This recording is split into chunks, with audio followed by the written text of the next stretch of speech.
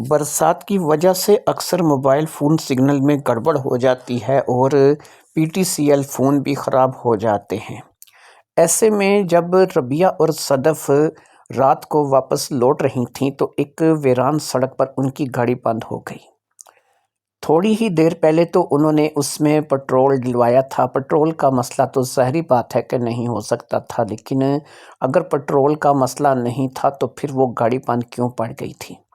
کچھ نہ کچھ تو ایسا ہوا تھا۔ ایسے میں بارش تھی اور بارش بھی اچھی خاصی تیز تھی۔ وہ دونوں لڑکیاں اس بات کو لے کر کے پریشان ہو گئی تھیں کہ اب وہ کیا کریں گی۔ رات کا 1:30 بج رہا تھا اور دونوں ہی ایک دوسرے کی شکل دیکھ رہی تھیں۔ ایک ہی سہارا تھا اس وقت کہ کسی کو فون لگایا جائے اور اسے مدد کے لیے بلایا جائے، لیکن ظاہری بات ہے کہ اس وقت رات کے 1:30 بجے کون ہے جو کہ ان کی مدد کے لیے آئے گا اور کس کو وہ فون لگائیں گی۔ لیکن ظاہری بات ہے کہ اب وہ یہاں پر بھی رات نہیں گزار سکتی تھیں۔ ارد گرد بالکل ویرانہ تھا اور یہ ایک ایسی جگہ پر آ کر کے گاڑی بند ہوئی تھی کہ جہاں پر قریب کوئی آبادی بھی موجود نہیں تھی۔ ایسے میں ان دونوں لڑکیوں کے ساتھ کچھ بھی حادثہ پیش آ سکتا تھا، لہٰذا اس بات کے پیش نظر انہوں نے اپنی مدد کے لیے کسی نہ کسی کو بلانے کا فیصلہ کر لیا۔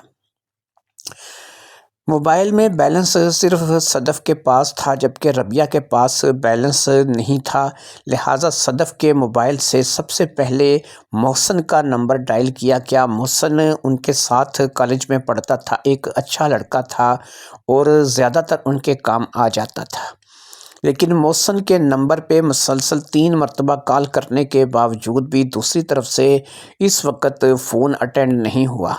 ایسا تھا کہ یا تو محسن سو چکا تھا اور یا پھر یہ ہے کہ وہ سویا ہوا بھی ہوتا تو وہ کال ضرور اٹینڈ کر لیتا، لیکن ایسا تھا کہ شاید اس نے اپنے موبائل کو سائلنٹ پر لگا رکھا تھا، شاید یہ اس کی عادت میں شمار تھا، اور اس بات کا تھوڑا تھوڑا ربیہ اور صدف کو اندازہ بھی تھا کہ ایسا ہوتا ہے کہ وہ عموماً رات کو سونے سے پہلے اپنا موبائل سائلنٹ پہ لگا دیتا ہے۔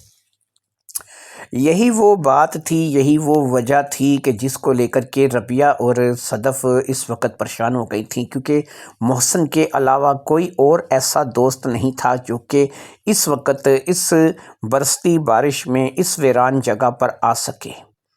اصل میں قصور ان دونوں لڑکیوں کا یہ تھا کہ انہوں نے دن بھر شاپنگ کی تھی، گاڑی پہ خوب گھومی پھری تھیں اور پھر رات میں ان لوگوں کو مووی دیکھنے کا شوق چڑھایا تھا، لہٰذا آخری شو 12 ساڑھے 12 بجے جا کر کے ختم ہوا تھا اور اس کے بعد یہ دونوں اپنے گھر کے لیے روانہ ہوئی تھیں، لیکن یہ ابھی اپنے گھر نہیں پہنچی تھیں کہ یہ گاڑی بند پڑ گئی تھی۔ ظاہری بات ہے کہ گاڑی میں کوئی بھی پریشانی ہو سکتی تھی، یہ مکینک تو نہیں تھی، لیکن اپنے طور پر انہوں نے جہاں تک ہو سکتا تھا گاڑی کو دیکھا سنا تھا، لیکن ان کو مسئلہ سمجھ میں نہیں آیا تھا۔ جب ان کو مسئلہ سمجھ نہیں آیا تھا تو پھر ایک ہی فیصلہ تھا کہ جو ان دونوں نے کیا تھا، اور وہ فیصلہ یہ تھا کہ یہ کسی نہ کسی طور پر محسن سے رابطہ کریں اور محسن کو بلائیں۔ محسن کا فون 3 بار بجا تھا، 3 بار مکمل بیل گئی تھی، لیکن دوسری طرف سے فون کسی نے اٹینڈ نہیں کیا تھا، جس کی وجہ یہی تھی کہ محسن شاید موبائل کو سائلنٹ لگا کر کے سو رہا تھا۔ اس کے بعد انہوں نے اپنے موبائل فون کے اندر موجود جو بھی تعلق والے تھے، دوست تھے، سہیلیاں تھیں، تمام کے نمبر باری باری ڈائل کرنے شروع کر دیے کہ کوئی تو اٹھائے گا، کوئی تو ملے گا، جو بھی ملے گا کم از کم اس وقت اس کی مدد ضروری ہے، اور وہ غنیمت ہے کہ کوئی اگر اٹھا لے اور کسی کی جو ہے وہ ہیلپ اس وقت آدھی رات میں مل جائے۔ ایسے میں ظاہری بات ہے کہ صدف اور ربیہ دونوں ہی جو نمبر بھی ان کے ذہن میں تھا یا جو بھی نمبر سیو تھا اس نمبر کے اوپر کال کر رہی تھیں۔ پھر صدف نے ایک نمبر ڈائل کیا اور اس پہ دوسری طرف سے بیل بجنے لگی، دوسری ہی بیل کے اوپر دوسری طرف سے ریسیو کر لیا گیا۔ صدف نے آفتاب نام کے ایک لڑکے کا نمبر ملایا تھا جو کہ اس کے گھر کے قریب ہی رہتا تھا اور اکثر جو ہے وہ ان کے گھر بھی آتا جاتا رہتا تھا۔ وہ ایک محلے دار ہونے کی حیثیت سے اچھی طرح سے صدف سے واقف تھا اور وہ لڑکا جو ہے شاید موٹر مکینک کے پاس کام بھی کرتا تھا۔ کیا کام کرتا تھا اس کی تفصیل تو صدف کو معلوم نہیں تھی، لیکن صدف کو اتنا پتا تھا کہ وہ کسی موٹر مکینک کے پاس کام کرتا ہے۔ شاید اگر اس لڑکے آفتاب کا نمبر مل جائے تو بات بن جائے۔ نمبر تو ریسیو کر لیا گیا تھا۔ اب ظاہری بات ہے صدف نے کہا آفتاب، تو دوسری طرف سے کہا کہ جی نہیں، آپ نے کوئی رانگ نمبر ڈائل کیا ہے، میرا نام آفتاب نہیں ہے۔ دوسری طرف سے ایک آواز سنائی دی جو کہ لگتی تو ایسا ہی تھا کہ کوئی نوجوان آدمی بول رہا ہے، لیکن اس کے چہرے، اس کی آواز میں ایک وقار تھا، اس کی آواز میں ایک ٹھہراؤ سا تھا جو کہ صدف کو اچھا لگا۔ صدف نے کہا دیکھیے آپ جو کوئی بھی ہیں مجھے بتائیے کہ آپ بورنگ روڈ پر آ سکتے ہیں۔ اب دوسرے طرف سے کہا گیا کیوں، اتنی رات کے 1:30-2 بجے میں بورنگ روڈ پر آ کر کے کیا کروں گا؟ اب صدف نے اسے اپنی پریشانی سے آگاہ کیا اور اسے بتایا کہ ہماری گاڑی اس طریقے سے خراب ہو گئی ہے اور ہم 2 بہنیں ہیں جو کہ اس وقت اکیلی ہیں، یہاں پر دور دور تک کسی انسان کا نام و نشان نہیں ہے اور یہاں پر بالکل ویرانے میں ہماری گاڑی خراب ہو گئی، اوپر سے بارش لگی ہوئی ہے۔ ہم نے اپنے تمام جاننے والے نمبروں پہ فون کیا ہے، بہت سے لوگوں نے فون اٹینڈ نہیں کیا اور کئی جگہ تو ایسا ہوا ہے کہ نمبر ہی غلط جا ملا ہے۔ شاید برسات کی رات کی وجہ سے ایسا ہو رہا ہے کہ ہم لوگ جو ہے وہ صحیح طور پر کسی سے رابطہ نہیں کر پا رہے ہیں۔ ایسے میں اگر آپ اسی شہر میں رہتے ہیں اور یہیں قریب سے کہیں ہیں تو آپ بورنگ روڈ پر چلے آئیے اور ہمیں جو ہے وہ ہو سکے تو ہمارے گھر تک پہنچا دیجیے۔ اگر آپ کو گاڑی ٹھیک کرنی آتی ہے تو ٹھیک ہے، نہیں تو آپ ایسا کر سکتے ہیں کہ کوئی سواری لے آئیے، ہمیں اس میں کم از کم لفٹ دے دیجیے اور ہمیں ہمارے گھر تک پہنچا دیجیے۔ صدف جس طریقے سے بات کر رہی تھی دوسری طرف سے سننے والا بھی شاید صدف کی بات سے متاثر ہوا تھا۔ اس نے صدف کو کہا کہ ٹھیک ہے، میں بورنگ روڈ سے زیادہ دور نہیں ہوں، میں کم سے کم آدھے گھنٹے کے اندر تم لوگوں تک پہنچ جاؤں گا، بس اتنی دیر میں ایک احتیاط کرنا کہ گاڑی کے اندر ہی بیٹھ جاؤ اور باہر نہ نکلنا، ایک تو بارش ہے اور دوسرا یہ ہے کہ آنے جانے والا کوئی شخص بھی تمہیں جو ہے وہ محسوس کر سکتا ہے، دیکھ سکتا ہے، اور اس وقت رات کے 2 بجے ظاہری بات ہے کہ کوئی اچھے لوگ بھی ہو سکتے ہیں اور برے لوگ بھی ہو سکتے ہیں، سب کچھ ساتھ ہی ہوتا ہے۔ اس شخص نے آنے کا وعدہ کر لیا تھا اور اب صدف نے موبائل رکھ دیا تھا۔ موبائل کی بیٹری بھی اب لو پر تھی اور تھوڑی ہی دیر میں موبائل بند ہونے والا تھا۔ ربیہ کے موبائل کی حالت بھی کچھ اسی قسم کی تھی، صرف 10% بیٹری تھی جو کہ ربیہ کے موبائل میں شو ہو رہی تھی اور اس پہ تو اس وقت کوئی کسی قسم کا بیلنس بھی موجود نہیں تھا۔ سب سے بڑی بات یہ تھی کہ ربیہ یا صدف کی امی نے بھی ان سے رابطہ نہیں کیا تھا، جس کی وجہ یہ تھی کہ دونوں ہی بہنیں گھر سے جھوٹ بول کر کے نکلی تھیں۔ انہوں نے سکینہ بی بی کو جو کہ ان دونوں کی ماں تھی یہی بتایا تھا کہ ہم دونوں بہنیں اپنی ایک سہیلی کے گھر جا رہی ہیں جو کہ ہمارے ساتھ کالج میں پڑھتی ہے۔ اس بیچاری کی امی جو ہیں وہ اپنی بہن کو دیکھنے کے لیے ہاسپٹل گئی ہیں اور پیچھے ہماری سہیلی جو ہے وہ گھر میں اکیلی ہوگی اور ہمیں ہو سکتا ہے کہ اس کے ساتھ اس وقت تک رکنا پڑے کہ جب تک اس کی امی واپس نہ آ جائیں۔ اگر اس کی امی رات میں واپس آ گئیں تو ہم لوگ رات میں واپس آ جائیں گی، نہیں تو پھر آپ لوگ فکر مت کیجیے گا، ہم اگلی صبح سیدھا کالج سے ہو کر کے ہی گھر واپس آئیں گی۔ جب انہوں نے سکینہ بی بی کو اس قدر مطمئن کر دیا تھا اور انہوں نے کالج کی ایک سہیلی سے باقاعدہ بات بھی کروا دی تھی، ظاہری بات ہے کہ اس کو پہلے ہی اس بارے میں بتا دیا گیا تھا، اس لیے فرزانہ نے اس بات کی تصدیق کر دی تھی کہ ہاں یہ میرے پاس رہیں گی، میں گھر میں اکیلی ہوں اور میری امی میری خالہ کو دیکھنے کے لیے ہاسپٹل جا رہی ہیں، تو جب یہ میرے پاس سے فارغ ہوں گی تو اگر رات میں آنے کا ٹائم ہوا تو یہ رات میں گھر آ جائیں گی، نہیں تو پھر یہ اگلی صبح سیدھا کالج سے ہو کر کے گھر آئیں گی۔ اس بات کے بعد سکینہ بی بی نے اس بات کو سوچ لیا تھا کہ ظاہری بات ہے کہ بچیاں ہیں اور بچیاں آپس میں ایک گھر میں رہیں گی تو کوئی زیادہ فرق نہیں پڑتا، لہٰذا اس نے اس بات کے لیے باقاعدہ اجازت دے دی تھی اور اس اجازت کے بعد یہ اپنے گھر سے نکل آئی تھیں۔ گاڑی بھی انہوں نے اپنے ایک دوست سے مانگ لی تھی، اور اس گاڑی کو مانگنے کے بعد باقاعدہ انہوں نے اسے بتایا تھا کہ گاڑی تمہیں 1-2 دن میں واپس کریں گے، کالج میں ہی سیدھا تمہیں گاڑی ملے گی۔ گاڑی کی ڈرائیونگ دونوں کو ہی اچھے طریقے سے آتی تھی، اور دونوں نے ہی اپنے جمع شدہ پونجی سے بہت کچھ خریدا تھا، کپڑے، جوتی، اس قسم کے بہت سے معاملات۔ اور پھر جب ان چیزوں سے فارغ ہوئی تھیں تو ایک بات جو ان کے ذہن میں آئی تھی کہ ایک اچھی مووی لگی تھی جو کہ ایک ایسے ایکٹر کی تھی جو کہ انہیں پسند تھا، لہٰذا انہوں نے سوچا کہ کیوں نہ ہم اس مووی کو بھی دیکھتے چلیں۔ اس مووی دیکھنے کے چکر میں رات کے 12:30 بج گئے تھے۔ 12:30 بجے وہ اس سینما گھر سے باہر نکلی، پارکنگ لاٹ سے جا کے اپنی گاڑی لی اور پھر وہ گاڑی لے کر کے نکلی۔ انہیں ایسا محسوس ہوا کہ گاڑی میں تھوڑا پٹرول ڈلوا لینا چاہیے، لہٰذا ایک پٹرول پمپ پر رک کر انہوں نے گاڑی میں پٹرول ڈلوایا، اور پٹرول ڈلوانے کے بعد تقریباً وہ میل سے 1.5 میل ہی چلی ہوں گی کہ گاڑی بند پڑ گئی تھی۔ ایسے میں بارش تھی اور بارش کے ساتھ ساتھ بالکل ویران جگہ تھی، آتے جاتے کوئی شخص بھی دکھائی نہیں دے رہا تھا۔ انسان تو انسان، یہاں سے گاڑی بھی اس وقت نہیں گزر رہی تھی جس روڈ پر اس وقت وہ کھڑی تھی۔ اس روڈ کا نام ویسے تو بورنگ روڈ تھا جو کہ دن میں تقریباً آباد ہی رہتی تھی، لیکن رات میں یہ روڈ واقعی بہت بورنگ تھی۔ یہاں پر بہت ہی کم کوئی آتا جاتا تھا۔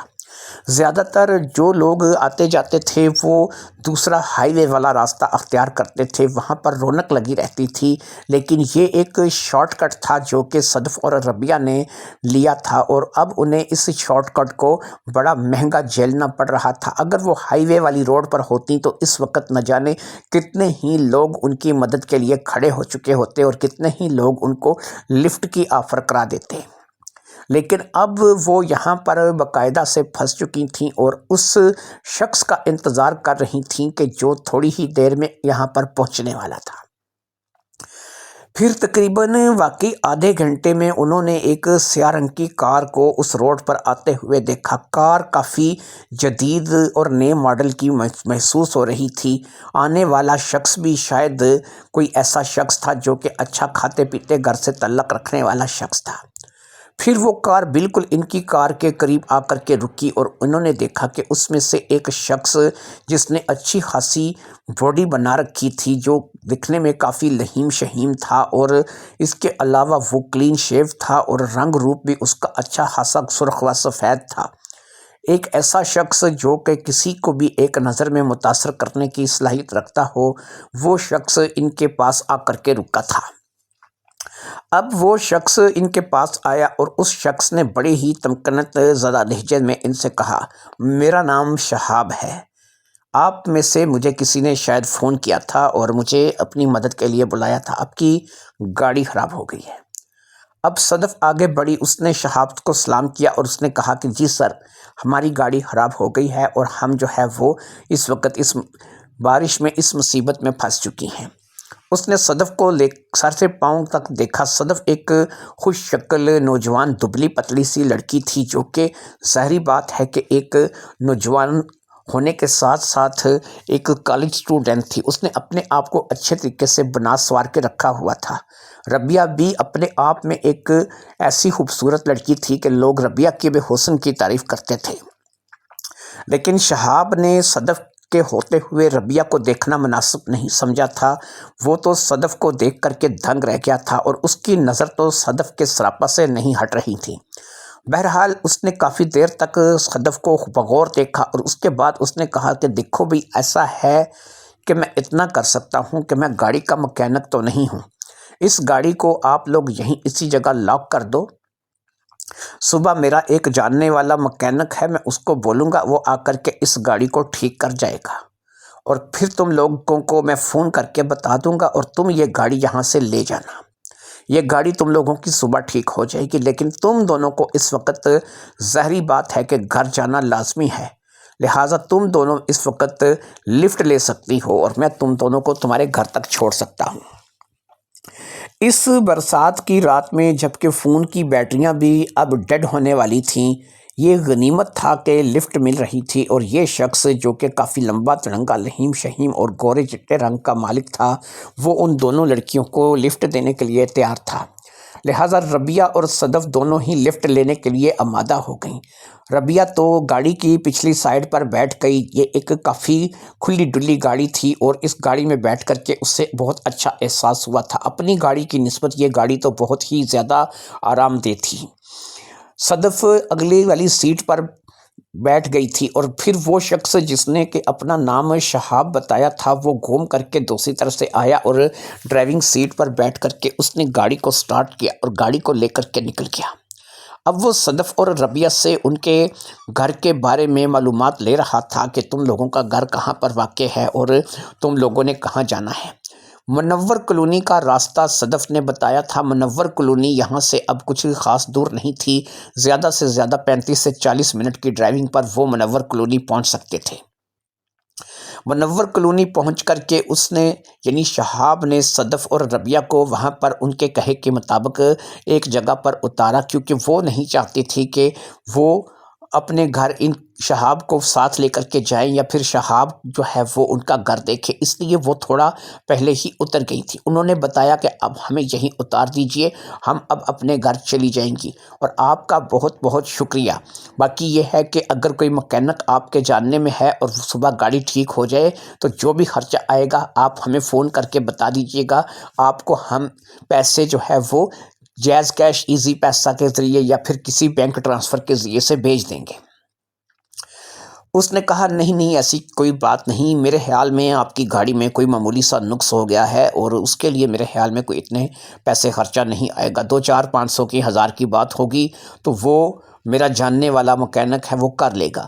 لہٰذا آپ لوگوں کو اتنے پیسے کم از کم مجھے بھیجنے کی ضرورت نہیں ہے۔ آپ لوگوں کی مدد کر کے مجھے خوشی ہوئی، آپ بیچاری اس وقت پھنسی ہوئی تھیں اور میں جو ہے وہ آپ کو یہاں پر چھوڑ کے جا رہا ہوں، تو مجھے اتنا ہی کافی ہے کہ میں نے کم از کم کسی کی مدد کی ہے اور مجھے اچھا لگ رہا ہے آپ دونوں کی مدد کر کے۔ یہ کہہ کر کے شہاب نے گاڑی کو گھمایا اور اسی روڈ کی طرف روانہ ہو گیا جس روڈ سے وہ آیا تھا۔ ظاہری بات ہے کہ اس کا گھر شاید اسی طرف تھا۔ اب دونوں بہنیں بالکل اپنے گھر کے پاس پہنچ چکی تھیں اور انہوں نے سوچ لیا تھا کہ وہ اب اپنے گھر کے لیے روانہ ہو جائیں گی۔ رات کے 3 بجے کے قریب انہوں نے اپنے گھر کے دروازے پر جا کر کے دستک دی، کیونکہ بیل تو کچھ دنوں سے خراب چلی آ رہی تھی، اس لیے بیل بجانے کا کوئی فائدہ نہیں تھا۔ دستک کے جواب میں کوئی جواب موصول نہیں ہو رہا تھا، لیکن 3 سے 4 مرتبہ اچھی طریقے سے دروازہ پیٹنے کے بعد بڑبڑاتی ہوئی سکینہ خاتون آئی اور انہوں نے دروازہ کھول دیا۔ دونوں بیٹیوں کو سامنے دیکھ کر ان کی تیوری چڑھ گئی۔ انہوں نے دونوں بیٹیوں کو غصے بھری نگاہوں سے دیکھا اور ان دونوں کو تھوڑی سی سلوات سنا دی کہ اگر اتنی رات کو گھر ہی مرنا تھا تو پھر میں تو یہی سوچ کر کے مطمئن بیٹھی تھی کہ تم اپنی دوست کی طرف ہوگی۔ بہرحال اسی قسم کی باتیں کرتی ہوئی وہ بڑبڑاتی ہوئی گھر کے اندر داخل ہو چکی تھیں۔ ربیہ اور صدف نے گھر کے اندر داخل ہو کر ایک مرتبہ پھر اچھے طریقے سے کنڈی کو لاک کر دیا تھا تاکہ کوئی دروازے میں ان کی مرضی کے بغیر داخل نہ ہو سکے۔ دونوں گھر آ گئی تھیں اور اب دونوں کو بھوک بھی ستا رہی تھی۔ ماں تو سیدھا اپنے کمرے میں سونے کے لیے چلی گئی تھی اور اب ان دونوں بہنوں نے کچن کا رخ کیا تھا۔ رات کی بچی ہوئی 2 سے 3 روٹیاں پڑی تھیں، یعنی 3 بھی پوری نہیں تھی، تقریباً 2.5 روٹیاں تھیں جو کہ پڑی تھیں، اور اس کے علاوہ کڑی پکوڑا کا سالن تھا جو کہ دونوں بہنوں کا فیورٹ تھا۔ انہوں نے سالن گرم کیا اور دونوں روٹیاں جو ہے اس کے ساتھ روٹی سے انصاف کرنے بیٹھ گئیں۔ روٹی کھانے کے بعد انہوں نے اپنے کمرے کا رخ کیا۔ انہیں اپنے کمرے کی، اپنے بستر کی اس وقت انتہائی طلب محسوس ہو رہی تھی۔ دونوں بہنوں میں بے انتہا محبت تھی، دونوں ہی ایک ہی کالج میں پڑھتی تھیں، دونوں ایک دوسرے کی رازدار تھیں اور دونوں میں ایسا پیار تھا کہ جو بہت کم بہنوں میں دیکھا جاتا ہے۔ ربیہ 17 سال کی تھی اور جو صدف تھی وہ 19 سال کی تھی۔ دونوں بہنوں میں صرف 2 سال کا فرق تھا، ایک 17 سال کی ربیہ اور ایک 19 سال کی صدف۔ صدف اور ربیہ دونوں ہی بہنیں ایک دوسرے سے نہ صرف کہ بے انتہا محبت کرتی تھیں بلکہ ان کا ہر راز ایک دوسرے کے آگے عیاں تھا۔ اب ربیہ نے محسوس کیا کہ صدف کچھ اور ہی ہواؤں میں ہے اور اس کی سوچ جو ہے وہ کچھ الگ ہی دکھائی دے رہی ہے۔ اس کے چہرے پر ایک ہلکی ہلکی سی مسکان ہے اور اس مسکان کو لے کر کے ربیہ کوئی نام نہیں دے پا رہی تھی۔ خیر ربیہ نے جب یہ کیفیت صدف کی دیکھی تو اس سے رہا نہیں گیا، اس نے کہا کہ دیکھو بھئی ربیہ، ایسا ہے کہ تم جو ہے کن خیالات میں مگن ہو، کیا سوچ رہی ہو؟ کم از کم میرا یہ جاننے کا حق بنتا ہے کہ میں تم لوگوں کو جو ہے وہ تمہیں اتنا جانتی ہوں کہ میں تمہارے چہرے کے اتار چڑھاؤ کو پڑھ سکتی ہوں، لہٰذا مجھے بتاؤ کہ اس وقت تمہارے من میں کیا چل رہا ہے؟ صدف نے کہا کہ اگر صحیح پوچھنا چاہتی ہو ربیہ تو دیکھو، تم سے تو کوئی بات نہیں چھپا سکتی۔ یہ جو شخص آیا تھا جس نے ہمیں لفٹ دی ہے، یار یہ کتنا ہینڈسم تھا، کتنا پیارا تھا، کتنا اچھا تھا، جو کہ بالکل ایک شرافت کا مظاہرہ کرتے ہوئے ہمیں ہمارے گھر تک اتار کر چلا گیا۔ ایسے لوگ کہاں ملتے ہیں کہ جو ایک کال پر ایک رانگ نمبر پر دوڑے چلے آئیں اور اس طریقے سے مدد کر کے واپس گھر چلے جائیں، اور پھر وہ یہ بھی نہ کہیں کہ بھئی تم لوگوں کی وہ گاڑی جو ٹھیک ہوگی اس کے لیے جو پیسے ہیں وہ بھی تم لوگ ادا نہیں کرو گی، میں ہی دے دوں گا، 1500 کی تو بات ہے یہ وہ، ایسا کون کرتا ہے؟ ربیہ نے کہا سیدھی بات کرو، تم کہنا کیا چاہتی ہو؟ اس نے کہا کہنا کیا چاہتی ہوں، سچ پوچھو تو مجھے تو یہ شخص دل میں تھوڑا سا گھر بنا کے آیا ہے، ایسا گھر کہ مجھے کچھ سمجھ نہیں آ رہی، اس سے مل کر اچھا لگا ہے، ایسا لگا ہے کہ یہ شخص بہت اچھا ہے اور مجھے تو یہ شخص بے حد پسند آیا ہے۔ ربیہ نے کہا ویسے میں اگر تمہیں ایک بات بتاؤں، اس شخص کی کیفیت بھی کچھ مختلف نہیں تھی، وہ صرف تمہیں ہی دیکھ رہا تھا، تم سے ہی باتیں کیے جا رہا تھا، مجھے تو اس نے ایسے اگنور کیا تھا کہ جیسے میں وہاں پر موجود ہی نہیں ہوں۔ لیکن یاد رکھو کہ اس کے دل کی کیفیت یا تمہارے دل کی کیفیت یہ معنی نہیں رکھتی، معنی رکھتی ہے کہ تم دونوں کی عمر کا فرق۔ وہ شخص کم سے کم بھی 40 سال سے پلس رہا ہوگا جس شخص کی تم بات کر رہی ہو، اور تم اس وقت صرف 19 سال کی ہو، یعنی 20 سال کا فرق تو تمہاری اور اس کی عمر میں لازمی ہے، اور اس 20 سال کے فرق کو اگر جو ہے وہ تم کوئی نام دو تو پھر مجھے بتاؤ کہ تم اس کے بارے میں کیا سوچو گی۔ ایسے میں صدف نے کہا کہ یار بات تو تمہاری بالکل ٹھیک ہے، لیکن وہ 40 سے پلس رہا ہوگا، میں یہ بھی مانتی ہوں، لیکن تم اس نے دیکھا وہ ایک باڈی بلڈر ہے، اس کی صحت کتنی اچھی ہے، اس کا رنگ روپ کتنا صاف ہے، وہ کتنا گورا چٹا، اس کی باڈی کو دیکھ کر کے ایسا لگتا ہے کہ وہ کوئی 40 سے اوپر رہا ہوگا۔ چلو یہ تو ہمیں اس کی عمر کا اندازہ ہے کہ وہ 40 سے اوپر رہا ہوگا، لیکن اگر وہ اپنے آپ کو کسی لڑکی کو 30 کا بول کر بھی یا 25 27 28 کا بول کر بھی متعارف کرائے تو ظاہری بات ہے کہ وہ لڑکی اس بات سے انکار نہیں کرے گی، اس کی باڈی، اس کے جسم کو دیکھ کر کے اور اس کے چہرے کو دیکھ کر کے وہ اسے 30 کا بھی مانے گی، 25 27 کا بھی مان لے گی۔ ربیہ نے کہا دیکھو صدف میڈم، خیالات کی دنیا سے باہر نکل آؤ تو بہتر ہے، یہ جس طرف تم چلنا چاہ رہی ہو یہ راستے جو ہیں یہ صرف پتھروں کی طرف جاتے ہیں، اور وہاں پر پاؤں جو ہے وہ آپ کے چھیل لے جائیں گے اور آپ جو ہے وہ کسی اور مصیبت میں مبتلا ہو جاؤ گی۔ بہتر یہی ہے رات گئی اور بات گئی کے تحت صبح جا کر کے گاڑی وہاں سے دیکھنا، اگر مکینک ٹھیک کر کے ہوا تو ٹھیک ہے، نہیں تو پھر کسی نہ کسی طریقے سے اس کو ٹھیک کروائیں گے اور اس کو اس کے حوالے کریں گے جس سے لی ہے۔ صدف نے کہا چلو بات تو تمہاری بھی معقول ہے، اور ویسے بھی نیند آ رہی ہے، اب کیوں نہ آرام کیا جائے۔ دونوں بہنوں نے لائٹ کو آف کر دیا اور ایک ہی بستر پر ایک دوسرے کے ساتھ لپٹ کر کے سو گئیں۔ یہی ان کا کافی سالوں سے طریقہ تھا۔ انہوں نے جب سے ہوش سنبھالا تھا وہ ایک دوسرے کی سہیلیاں بھی تھیں اور ایک دوسرے کی بہنیں بھی تھیں، وہ ایک دوسرے کے ساتھ اسی طریقے سے لپٹ کر سوتی تھیں اور ایک دوسرے کی بات کا خیال رکھتی تھیں۔ اگلی صبح وہ اٹھیں اور ان کو ظاہری بات ہے کہ پہلے گاڑی کا مسئلہ حل کرنا تھا اور پھر ہی کالج کے لیے رخ کرنا تھا، لہٰذا جیسے ہی وہ اٹھیں تو سب سے پہلے تو سکینہ بی بی نے ان لوگوں دونوں کو ناشتہ دیا اور ناشتے کے بعد پوچھا کہ ہاں بھئی اب تم لوگوں کا کالج کا ارادہ ہے یا پھر آج گھر رہنا ہے؟ تو انہوں نے کہا کہ نہیں کالج تو ہم نے جانا ہے، لہٰذا ہم کالج کے لیے نکل رہی ہیں۔ ناشتہ کر کے وہ کالج کے لیے نکلیں، لیکن ظاہری بات ہے کہ اس سے پہلے انہوں نے اسی نمبر کو دوبارہ ڈائل کیا جو کہ رات کو رانگ نمبر لگا تھا اور جس پہ وہ شہاب صاحب بولے تھے، لیکن اس مرتبہ اس نمبر کو ڈائل کرنے پر اسی بندے نے فون اٹینڈ کیا جس کا واقعی میں وہ نمبر تھا جس کو وہ رات کو ملا رہی تھیں، یعنی رات کو بارش کی وجہ سے سگنل کی پرابلم کی وجہ سے اس شخص کو یعنی کہ شہاب کو وہ نمبر لگا تھا۔ لہٰذا اب ظاہری بات ہے کہ وہ تو رانگ نمبر لگا تھا اور اس شخص کے پاس اب ان کا جو نمبر تھا وہ تو موجود تھا، لیکن ان کے پاس اس کا ایگزیکٹ نمبر موجود نہیں تھا۔ دونوں نے بورنگ روڈ کا رخ کیا۔ ظاہری بات ہے کہ اس کے لیے انہوں نے ایک رکشہ کرا لیا تھا جس کو انہوں نے بورنگ روڈ چلنے کے لیے کہا۔ جب وہ بورنگ روڈ پر پہنچی تو وہاں پر انہوں نے دیکھا کہ گاڑی کو باقاعدہ ایک مکینک مرمت کر رہا ہے۔ جیسے ہی یہ رکشے سے اتری، یہ گاڑی کے پاس گئی، انہوں نے اس سے پوچھا کہ بھئی تمہیں کس نے بھیجا ہے اور کس کے کہنے پر گاڑی ٹھیک کر رہے ہو؟ اس مکینک نے شہاب صاحب کا نام لیا اور پھر گاڑی ان کے حوالے کر دی اور بتایا کہ شہاب صاحب نے کہا تھا کہ گاڑی ٹھیک کرنے کے بعد ان کے حوالے کر دینا۔ یہ دونوں رکشے کو پیسے ادا کر کے نکل آئیں اور پھر انہوں نے گاڑی میں بیٹھ کر کے گاڑی کو سٹارٹ کیا۔ گاڑی بالکل ٹھیک ہو چکی تھی۔ گاڑی کو سٹارٹ کرنے کے بعد اب انہوں نے ظاہری بات ہے کہ سیدھا اپنے کالج کا رخ کرنا تھا۔ یہ کالج آ گئیں اور پھر اس روز کالج میں ان لوگوں کا من نہیں لگ رہا تھا اور یہ بار بار اس طرف دھیان جا رہا تھا کہ شہاب صاحب نے ہماری گاڑی بھی ٹھیک کروا دی، ہمارے پیسے بھی نہیں لگے۔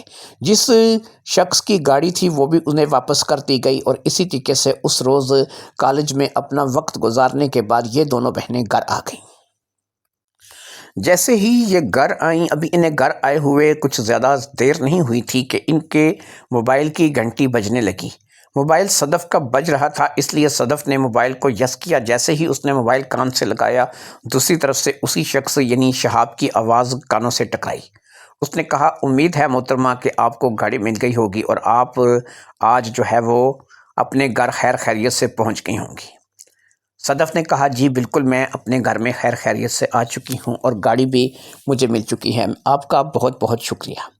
شہاب نے کہا، نہیں شکریہ اب ایسے تو ادا مت کیجیے نا، یہ تو بالکل سوکھا سوکھا سا شکریہ ہو جائے گا، کیوں نہ ایک کپ چائے یا کافی کا ہو جائے، اور وہ بھی جہاں پر آپ کی گاڑی خراب ہوئی تھی وہیں قریب ہی ایک سلطانیہ ریسٹورنٹ ہے، وہاں کی کافی سنا ہے بہت مزیدار ہے اور چائے بھی بہت اچھی ہوتی ہے، اگر کہیں تو ایک کپ چائے یا کافی کا جو ہے وہ پی لیا جائے۔ صدف نے کہا، حرج تو نہیں ہے ایک کپ چائے یا کافی پینے میں، تو یہ بتائیے کہ کب تک؟ آپ ایسا کریں کہ وہاں آ جائیں، میں بھی تقریباً آدھے گھنٹے تک وہاں پہنچ جاتا ہوں اور آپ بھی اتنے ہی سمے میں وہاں آ جائیں تو دونوں بیٹھ کر کے کافی پیتے ہیں۔ صدف نے کہا، دونوں بیٹھ کر کے کافی پیتے ہیں مطلب؟ اس نے کہا، کوشش کیجئے گا کہ بہن کو نہ لائیے گا، ویسے اگر وہ آپ کی بہن ہے، آپ کی دوست بھی ہے، مجھے لگتا ہے کہ آپ دونوں بہنیں بہت کلوز ہیں، آنا چاہے تو مجھے کوئی اعتراض نہیں، لیکن کوشش کیجئے کہ اسے مت لائیے گا۔ صدف نے فون سن لیا تھا اور صدف بھی یہی چاہتی تھی کہ وہ ربیہ کو لے کر کے نہ جائے، لہٰذا اس نے ربیہ سے یہ کہا کہ میں بس تھوڑی دیر میں آتی ہوں، مجھے کچھ کام یاد آ گیا ہے، یہ کہہ کر کے وہ ربیہ کو بغیر کچھ بتائے گھر سے نکل آئی تھی۔ ویسے بھی دوپہر ہو رہی تھی اور وہ کالج سے واپس آئی تھی، ربیہ تھکی ہوئی تھی اور ربیہ کا ارادہ کم از کم آرام کرنے کا تھا، اس لیے وہ اپنے روم میں چلی گئی تھی۔ اس نے اپنا پنکھا آن کیا اور پنکھا آن کرنے کے بعد وہ بیڈ پر لیٹ گئی۔ اس کا ارادہ کوئی گھنٹہ 2 گھنٹہ سونے کا تھا۔ ظاہری بات ہے کہ جب تک ربیہ گھنٹہ یا 2 گھنٹہ آرام کرتی، اتنی دیر میں صدف شہاب سے مل کر کے واپس آ جاتی۔ صدف جب سلطانیہ ریسٹورنٹ پہنچی، کیونکہ اسے سلطانیہ ریسٹورنٹ کا پتہ تھا، اس لیے اس نے سیدھا رکشہ سلطانیہ ریسٹورنٹ کا کروایا تھا۔ رکشہ اس نے سلطانیہ ریسٹورنٹ کے پاس چھوڑا اور پھر وہ سلطانیہ ریسٹورنٹ میں داخل ہو گئی۔ ہال کھچا کھچ بھرا ہوا تھا اور فیملی ہال کی جگہ بالکل علیحدہ تھی۔ ایسے میں اس نے شہاب کو دیکھا جو کہ ایک طرف سے آ رہا تھا۔ اس نے اپنے کپڑے تبدیل کر لیے تھے، رات والے کپڑے نہیں تھے، ان کپڑوں میں وہ اور بھی زیادہ ہینڈسم لگ رہا تھا۔ شہاب کا قد کسی بھی طرح سے 6 فٹ سے کم نہیں تھا، 6 فٹ سے اوپر ہی رہا ہوگا۔ اس کے بازو کی مچھلیاں اس کے طاقت کا ثبوت دیتی تھیں۔ اس نے صدف کو اپنے ساتھ ایک فیملی کیبن میں چلنے کا اشارہ کیا اور پھر وہ وہاں پر جا کر کے بیٹھ گیا۔ تھوڑی ہی دیر میں انہوں نے باقاعدہ کافی کا آرڈر دے دیا اور اس کے ساتھ کچھ سنیکس وغیرہ بھی انہوں نے منگوا لیے۔ اب بات ہلکی پھلکی باتوں سے شروع ہوئی، کافی اور سنیکس کے ظاہری بات ہے کہ وہاں پر کھایا گیا اور آپس میں تھوڑی بہت ہلکی پھلکی گفتگو ہوئی۔ اس گفتگو میں صاف طور پر یہ بات سمجھائی دے رہی تھی اور سمجھ میں آ رہی تھی کہ شہاب صدف میں دلچسپی لینے لگا تھا۔ اگرچہ صدف کی عمر اس کے مقابلے میں آدھی تھی، لیکن ظاہری بات ہے کہ محبت عمریں نہیں دیکھتی، اور عمریں دیکھ کر کے محبت اگر ہونے لگتی تو آج ہو سکتا ہے کہ کوئی کسی کے ساتھ محبت نہیں کرتا۔ صدف کو بھی اس کی کمپنی اچھی لگ رہی تھی، اور اس نے یہ بات محسوس کی کہ وہ بھی شہاب کی طرف کھنچی چلی جا رہی ہے اور دونوں کی قرابت داریاں بڑھنے کا امکان تھا۔ اس روز کے بعد پھر ایسا سلسلہ شروع ہوا کہ کبھی کبھار دونوں ہی مل لیتے، کبھی کسی کافی شاپ پر، کبھی بیٹھ کر کے کھانا کھا لیا جاتا، اور کبھی ان دونوں کے درمیان جو ہے وہ ایسی باتیں چل نکلتی کہ جو ظاہری بات ہے کہ انہیں ایک طرف لے کر کے جا رہی تھیں، اور وہ طرف جو ہے وہ صرف اور صرف محبت کا ٹریک تھا، اور وہ محبت کے ٹریک پر چڑھتے چلے جا رہے تھے۔ یہ بات ربیہ سے چھپی نہیں تھی، اور اب ربیہ باقاعدہ ان دونوں کی رازدار تھی۔ ربیہ نے بھی شروع میں تھوڑا بہت اعتراض کیا تھا، لیکن جب ایک دو گفٹ ربیہ کو بھی شہاب نے دیے تھے تو ربیہ بھی خاموش ہو گئی تھی، یعنی سمجھ لو کہ پیسے نے اس کی بولتی بند کر دی تھی۔ ایک مہنگا والا موبائل اور ایک پرفیوم کی بوتل ربیہ کو خاموش کرنے کے لیے کافی ثابت ہوئی تھی۔ اس بات کا اگر کسی کو علم نہیں تھا تو وہ سکینہ بی بی کو علم نہیں تھا کہ اس کی بیٹیاں کیا کھچڑی پکا رہی ہیں۔ ظاہری بات ہے کہ ماؤں کو ایسی باتیں کون بتاتا ہے، اور ایسے میں خاص طور پر کہ جب باپ کا سایہ بھی سر پر موجود نہ ہو، لہٰذا ماں کو اس بات کے بارے میں کچھ بھی خبر نہیں تھی۔ صدف اور شہاب کی ملاقاتیں اب گھر تک پہنچ گئی تھیں، یعنی شہاب تو کبھی بھی صدف کے گھر نہیں آتا تھا۔ ظاہری بات ہے کہ یہاں پر صدف کی ماں تھی جو کہ کچھ بھی واویلا کھڑا کر سکتی تھی، لیکن صدف شہاب کے گھر تک پہنچ گئی تھی۔ شہاب ایک بہت ہی پوش ایریے میں رہتا تھا، اور اس کی ایک بہت بڑی کوٹھی تھی۔ اس کے علاوہ ایک نہیں بلکہ اس کی تین گاڑیاں تھیں جو کہ اس کے اپنی ہی کوٹھی میں کھڑی رہتی تھیں۔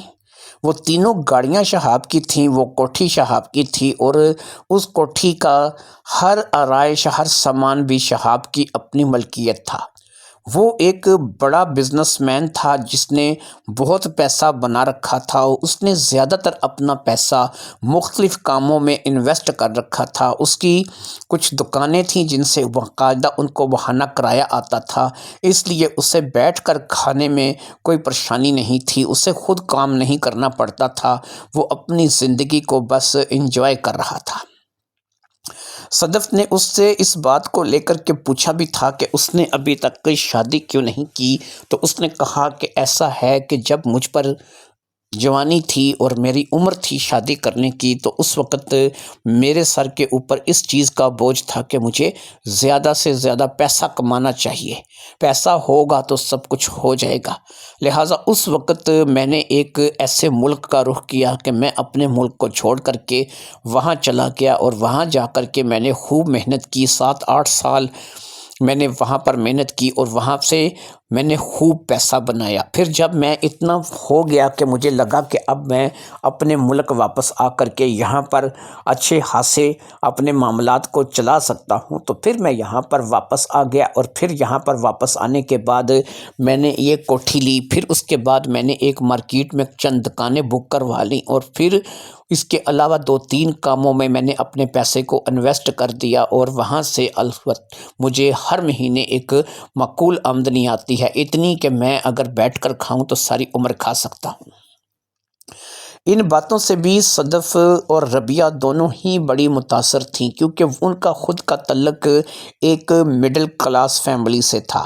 منور کالونی میں یہ پلاٹ جس پر اس وقت ان کا گھر تھا، یہ صرف 4 مرلے کا پلاٹ تھا جو کہ قسطوں پر لیا گیا تھا، اور بڑی مشکل سے انہوں نے یہاں پر اس مکان کو تعمیر کیا تھا، جو کہ تھا تو ڈبل سٹوری، لیکن نیچے بس 3 کمرے تھے اور 2 کمرے اوپر بنے ہوئے تھے۔ یہ کوئی بہت زیادہ خوبصورت قابل قدر مکان نہیں تھا، اور نہ ہی ان کے پاس مہنگا فرنیچر اور مہنگی آرائش کی چیزیں تھیں۔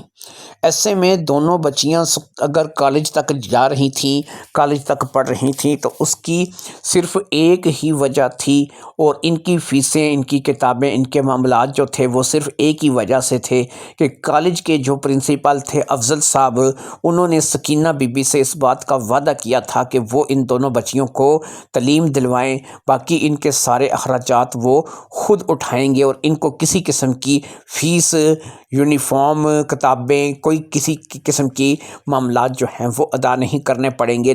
لڑکیاں اگر پڑھ جاتی ہیں تو یہ ظاہری بات ہے کہ افضل صاحب کو بھی اچھا لگے گا۔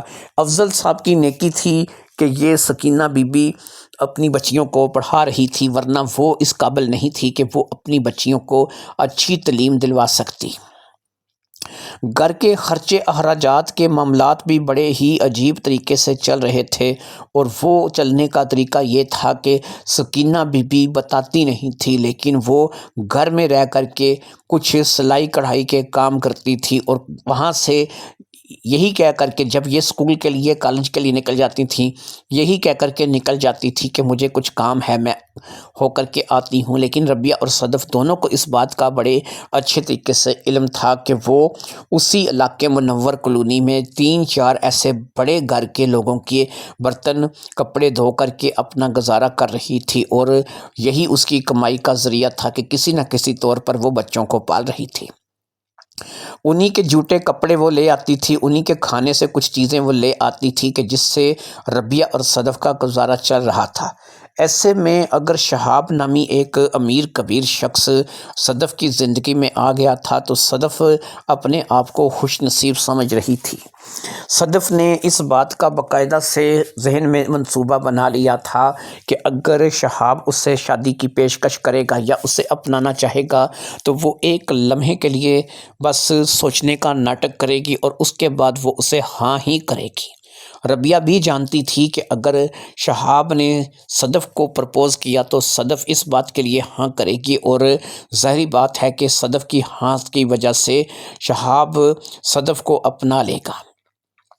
جیسا کہ میں نے بتایا کہ صدف اب شہاب کے گھر تک پہنچ چکی تھی۔ اب دونوں کے معاملات جو ہیں وہ دوستی سے آگے بڑھ چکے تھے، دونوں ہی کیونکہ ایک دوسرے کو پسند کرنے لگے تھے، اور دونوں ہی ایک دوسرے کی نظر میں اپنے لیے محبت کو دیکھ رہے تھے، لہٰذا یہ محبت بستر تک بھی پہنچ چکی تھی اور بستر بھی گرم ہو چکے تھے۔ صدف کو اس بات کا شہاب نے مکمل یقین دلایا تھا کہ وہ اس بات کو لے کر کے پریشان نہ ہو، وہ اس کو پسند کرتا ہے اور اسی کے ساتھ شادی کرے گا۔ بس اس بات کا ابھی تک ان کی ماں کو علم نہیں تھا، لیکن ظاہری بات ہے کہ جب ماں کو یہ بات علم ہوگی تو تب بھی وہ اس شادی کے لیے رکاوٹ کھڑی نہیں کرے گی۔ اس سے زیادہ اور کیا چاہیے کہ اتنے بڑے گھر کا کوئی آدمی جو ہے وہ اس کی بیٹی سے شادی کرنے کے لیے تیار تھا، اور خاص طور پر اس شکل میں کہ جب بیٹی خود بھی چاہتی تھی کہ اس کی شادی وہاں ہو جائے۔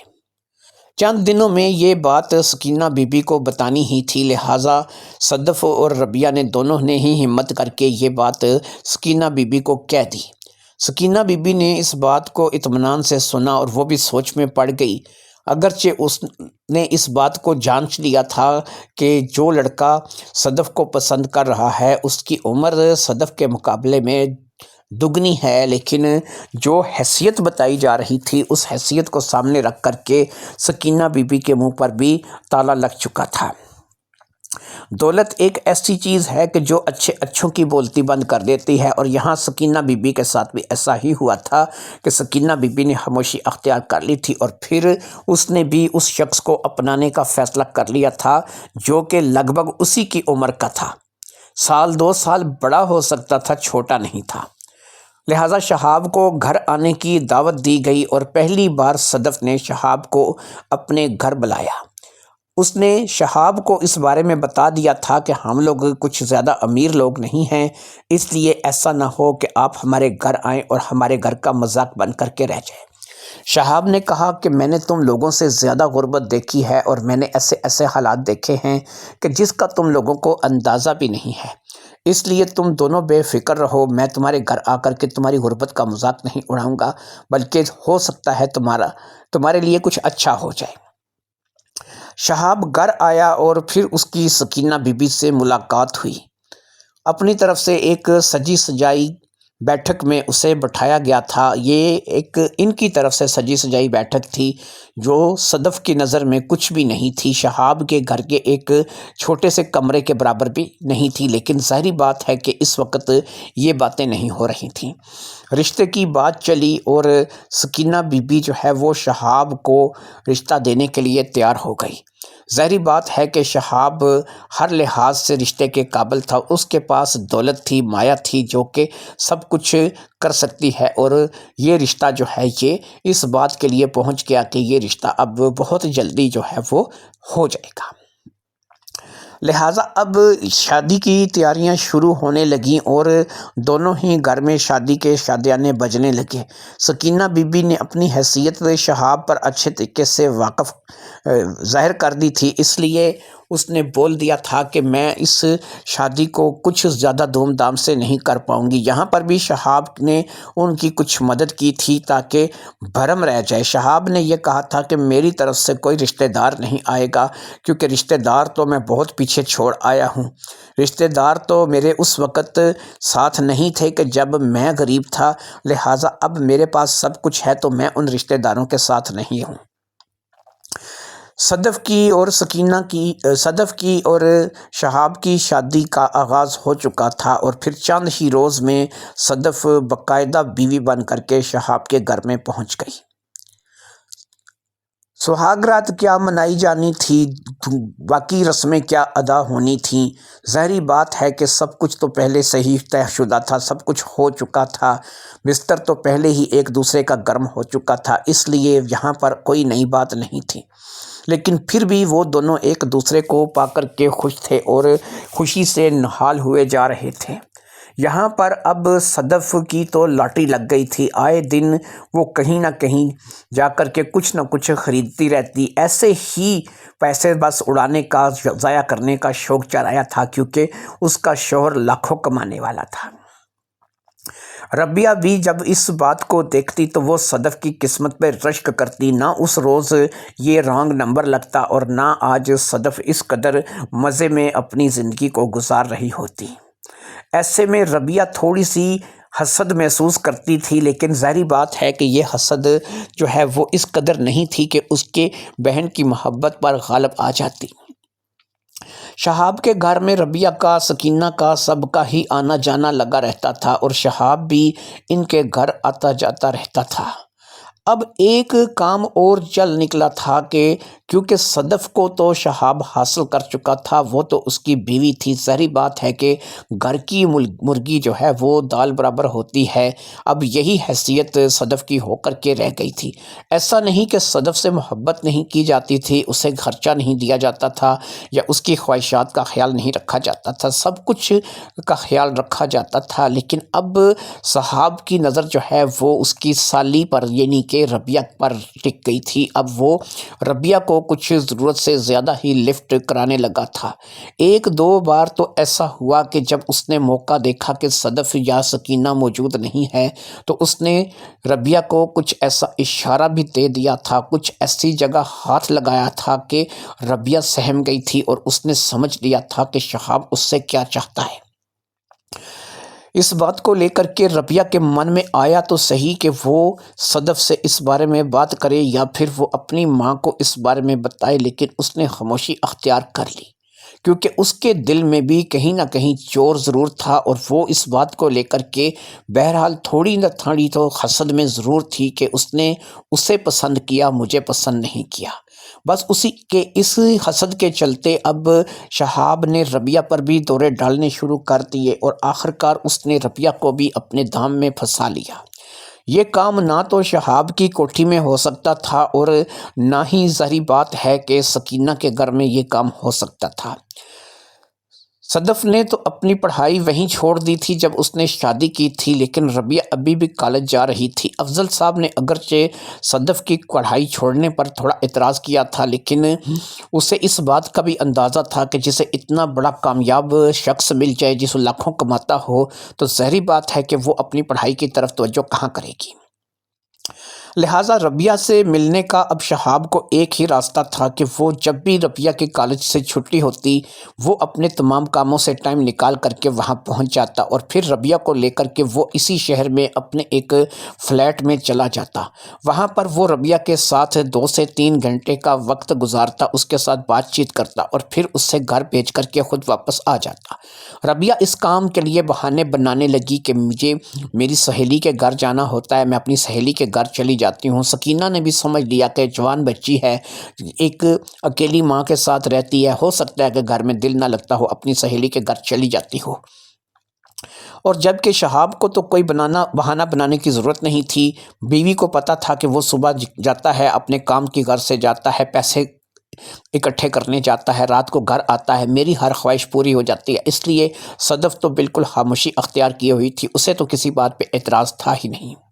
ربیہ کے ساتھ بھی اب اس حد تک سلسلہ چل نکلا تھا کہ بستر گرم ہونے لگے تھے اور ربیہ جو ہے وہ اب اپنی ہی بہن کی سوتن بن چکی تھی، لیکن وہ صرف نام کی سوتن تھی، کام کی سوتن تو ظاہری بات ہے کہ اب بھی صدف ہی تھی اور صدف ہی کا شہاب شوہر تھا۔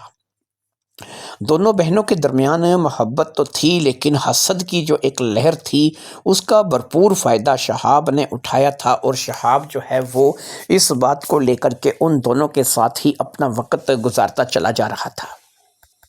ایک بڑی عجیب بات ہوئی تھی کہ جب سے صدف کی شادی شہاب کے ساتھ ہوئی تھی، سکینہ بی بی عجیب سی پریشانی میں مبتلا رہتی تھی۔ وہ اس روز بھی بہت پریشان تھی جس روز صدف کی بات کرنے کے لیے پہلی بار شہاب ان کے گھر آیا تھا، اور وہ اب بھی اس بات کو لے کر کے کچھ پریشان سی رہتی تھی۔ یہ پریشانی ربیہ کی نظر سے چھپی نہیں تھی، لیکن وہ کس بات کو لے کر کے پریشان تھی نہ تو کبھی ربیہ نے ماں سے اس بارے میں پوچھا تھا اور نہ ہی کبھی سکینہ نے خود جو ہے ربیہ کو یہ بات بتائی تھی۔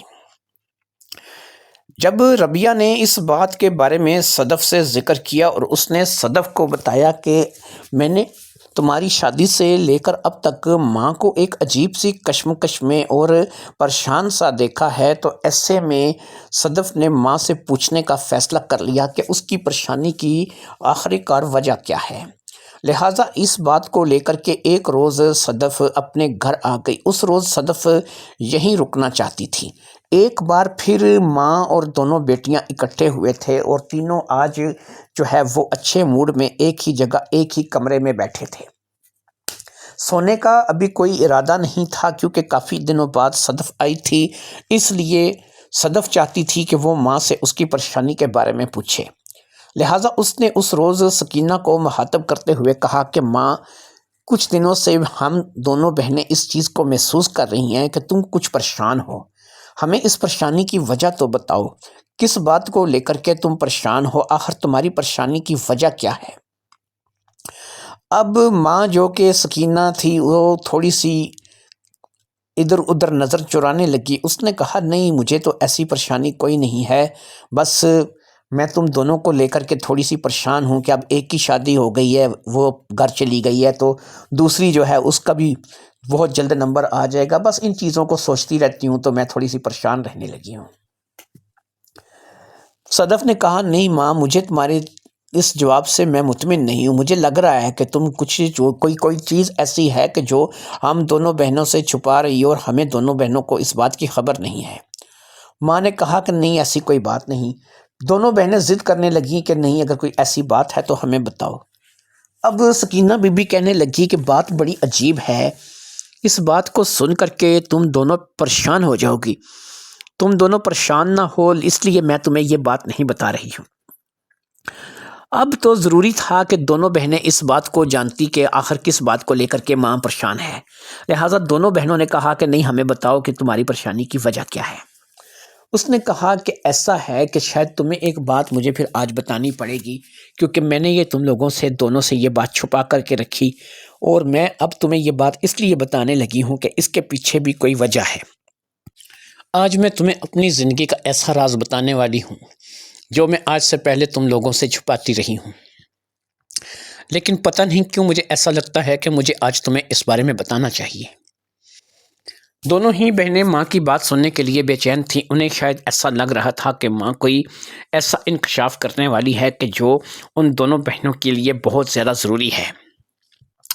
لہٰذا اب انہوں نے اس بات کا خلاصہ کیا کہ ماں ان کو جلدی سے جلدی اس بارے میں بتائے کہ کیا کہنے والی ہے اور کیا بات ہے جو کہ ماں کے دل میں ہے۔ ماں نے کہا کہ میری ایک بہن تھی جس کا نام شاہینہ تھا۔ تمہارا باپ جو کہ ایک مزدور تھا، لیکن وہ ایک ایسا مزدور تھا کہ اس کا قد بھی تمہارے شوہر کی طرح شاندار تھا، اور اس کے علاوہ جو مزدوری کرتا تھا اور ساتھ میں اچھا خاصا کھاتا پیتا بھی تھا، جس کی وجہ سے اس کی جان صحت بھی بہت اچھی تھی۔ قد اس کا بھی تمہارے شوہر کی طرح لمبا تھا، 6 فٹ قد اس کا رہا ہوگا۔ میری جب تمہارے باپ سے شادی ہوئی تو حالات ہمارے غربت کے تھے۔ وہ ہمیشہ مجھے یہی کہتا تھا کہ اگر اسے موقع ملے گا تو وہ اچھا پیسہ کمانے کے لیے کسی بیرون ملک چلا جائے گا۔ اس وقت تو وہ زیادہ سے زیادہ اپنی حیثیت کے مطابق سعودیہ یا دبئی سوچتا تھا۔ اس کے ذہن میں یہی تھا کہ وہ سعودیہ یا دبئی چلا جائے گا اور وہاں سے پیسہ کمائے گا۔ میرے ساتھ رہتے ہوئے تم دونوں پیدا ہوئیں۔ میری بہن تھی شاہینہ، اور ہم دونوں کے ماں باپ نہیں تھے، ماں باپ فوت ہو چکے تھے۔ شاہینہ میرے ساتھ ہی رہتی تھی۔ ایک روز میں نے تمہارے باپ کو شاہینہ کے ساتھ پکڑ لیا۔ میں بازار گئی ہوئی تھی، دوپہر کا وقت تھا۔ تمہاری جو ماسی تھی شاہینہ، وہ گھر میں اکیلی تھی۔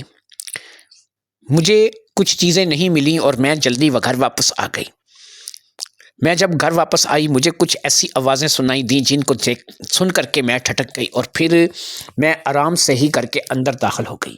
انہیں شاید اس بات کا یقین نہیں تھا کہ میں اتنی جلدی واپس آ جاؤں گی، لہٰذا وہ اپنی مستیوں میں مگن تھے۔ جیسے ہی میں گھر کے اندر داخل ہوئی ان دونوں کو میں نے رنگے ہاتھوں پکڑ لیا۔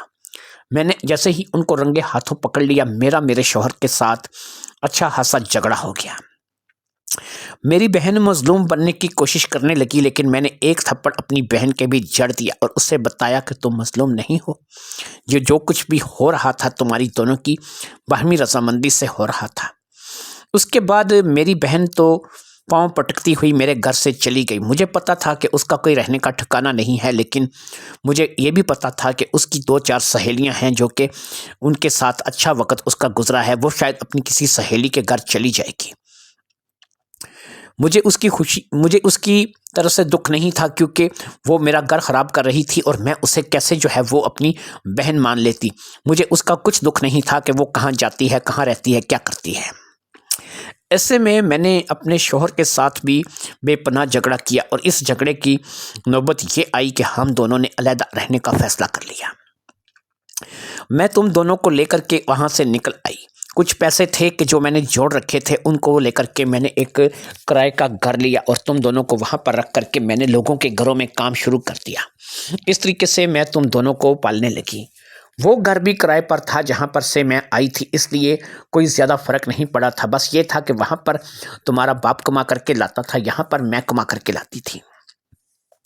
ایسے میں اس جگہ جہاں پر میں کام کرنے جاتی تھی وہاں میری ملاقات افضل صاحب سے ہوئی، اور انہوں نے تم دونوں کی پڑھائی کا پوچھا۔ وہ ایک بڑا کالج چلاتے تھے، لہٰذا میں نے تم دونوں کے بارے میں اور اپنی حیثیت کے بارے میں کچھ بھی نہیں چھپایا اور ان کو بتا دیا۔ انہوں نے نہ صرف کہ تم دونوں کی پڑھائی کی ذمہ داری اٹھائی، بلکہ انہوں نے اس وقت میری کچھ مدد بھی کی، اور میں تم دونوں کو لے کر کے اچھے طریقے سے رہنے لگی۔ کافی سارے گھروں کا مجھے کام ملنے لگا، اور اس طریقے سے میں اپنا وقت گزارنے لگی۔ تمہارا باپ کہاں گیا، تمہاری ماسی کہاں گئی، اس کے بارے میں مجھے نہیں پتا چلا۔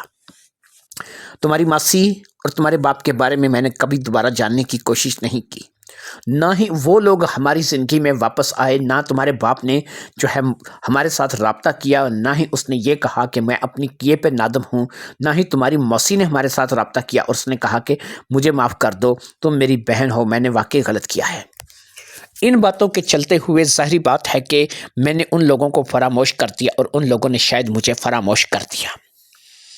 پھر مجھے یہ پلاٹ یہاں منور کالونی میں قسطوں پہ مل رہا تھا، میں نے اس قسطوں پہ یہ پلاٹ بنا لیا، اور پھر تھوڑا تھوڑا کر کے میں نے یہاں پر اپنے مکان کی نیو ڈالی اور اپنا مکان کھڑا کر دیا۔ تم دونوں کالج جانے لگی، اسکول جانے لگی، اچھے طریقے سے پڑھنے لگی، میں لوگوں کے گھروں کے کام کاج کر کے تم دونوں کا نظام چلاتی رہی۔ پھر یہ ہے کہ وقت گزر گیا، حالات بدل گئے، کئی سال گزر گئے، تم دونوں جوان ہو گئی، تم لوگ اب اس وقت حد تک ہو چکی تھی کہ مجھے اس بات کا سہارا ہونے لگا کہ تم دونوں کی اچھی زندگی ہونی چاہیے، کم از کم تم دونوں پڑھ لکھ تو رہی ہو۔ یہاں پر پہنچ کر کے میں تم لوگوں کو جو بتانے جا رہی ہوں شاید تمہیں اس چیز کا اندازہ نہیں ہوگا۔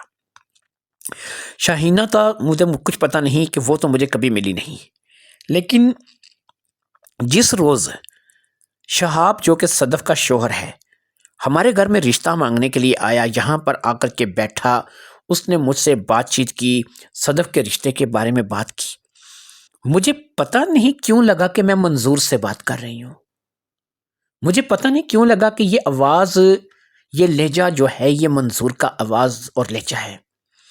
منظور کون؟ تم دونوں کا باپ۔ لیکن مجھے ایسا پھر شکل بالکل مختلف تھی، لیکن قد ویسا ہی تھا، جسم جان باڈی بھی ویسی ہی تھی جیسی کہ تمہارے باپ منظور کی تھی۔ یہ وہ باتیں تھیں کہ جن کو لے کر کے میں پریشان تھی۔ میں سوچتی تھی کہ کیا منظور ہے جو کہ شکل بدل کر کے آ گیا ہے؟ منظور کی لگ بھگ عمر بھی شہاب جتنی ہی ہوگی، یعنی شہاب اور منظور کی عمر میں بھی فرق نہیں، قد کاٹھی میں بھی کوئی فرق نہیں، جسم جان میں بھی کچھ فرق نہیں، لہجہ اور آواز بھی مجھے منظور کی یاد دلاتا تھا جو کہ میرا شوہر ہے۔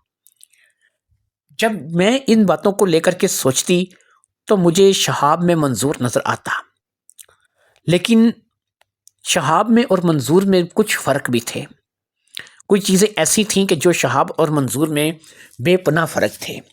منظور ایک مزدور تھا، وہ مزدوری کرتا تھا، کرائے کے مکان میں رہتا تھا، اتنے عرصے میں اتنی ترقی، اپنا گھر، گاڑیاں، پیسے، انویسٹمنٹ، لاکھوں کروڑوں کی باتیں، ماہانہ لاکھوں کی آمدنی، ظاہری بات ہے کہ یہ تمہارے باپ کی نہیں ہو سکتی تھی۔ یہ علیحدہ بات ہے کہ تمہارے باپ سے میں سالوں سے نہیں ملی، تم بہت چھوٹی تھی جب میں نکل آئی تھی اس گھر سے، اور اب تم دونوں جوان ہو چکی ہو۔